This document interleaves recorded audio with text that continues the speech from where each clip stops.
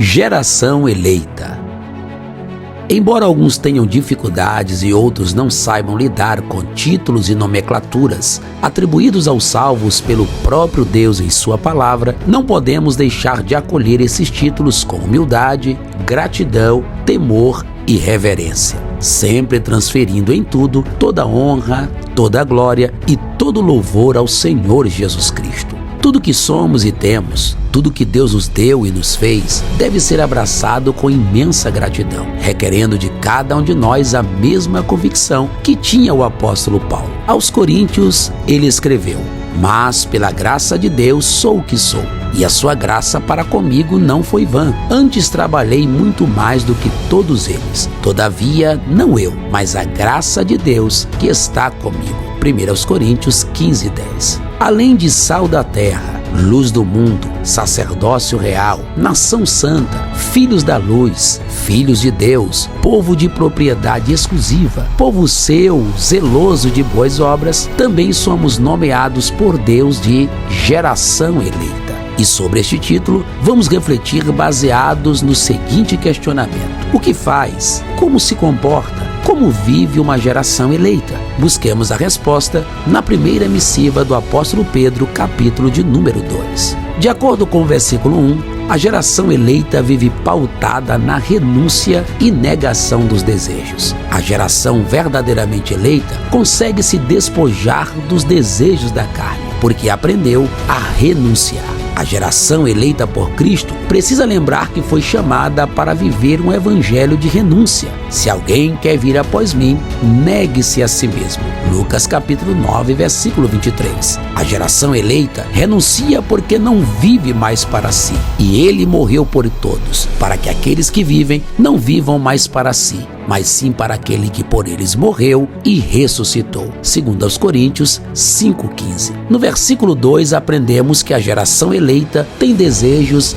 diferenciados. Ela deseja o genuíno leite espiritual, o leite racional não falsificado, ou seja, a geração eleita tem fome, sede e desejo pela palavra de Deus, a palavra que gera crescimento. A geração eleita tem seu prazer na lei do Senhor e demonstra isso meditando nela dia e noite, como nos diz o Salmo 1, versos 1 e 2. Nos últimos dias, ao invés de desejo pela palavra genuína, haverá uma geração que terá aversão à verdadeira palavra. Paulo disse a Timóteo: virá um tempo em que não suportarão a sã doutrina. Há um propósito exclusivo e indispensável proposto aos que desejam a palavra, o de ser uma geração que cresce para a salvação. Em terceiro lugar, a geração eleita tem prazer em se achegar a ele. Isso nos infere o versículo 4. Estamos contemplando nos dias atuais uma geração que deixou de se achegar a Cristo, deixou de amá-lo e agora apostatou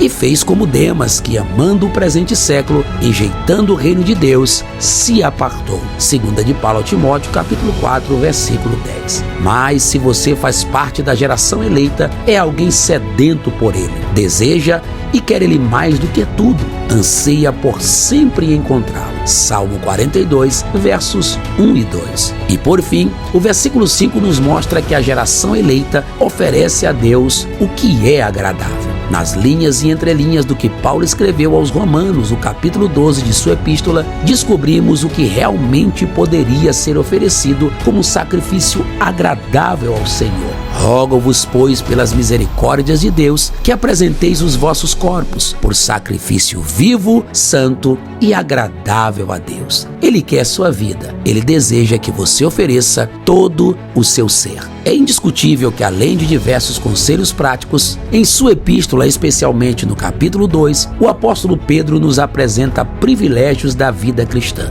Nós que outrora não éramos povo de Deus, agora não só somos seu povo, mas somos também a geração eleita, o sacerdócio real, a nação santa, escolhida dentre outras coisas para anunciar as virtudes daquele que nos chamou das trevas para a sua maravilhosa luz. Portanto, neste 17º dia, somos convidados através desse devocional a vivermos de fato, de verdade, como uma geração eleita, a vivermos por modo digno do Evangelho de Cristo. Que Deus nos abençoe e pensemos nisso em nome de Jesus.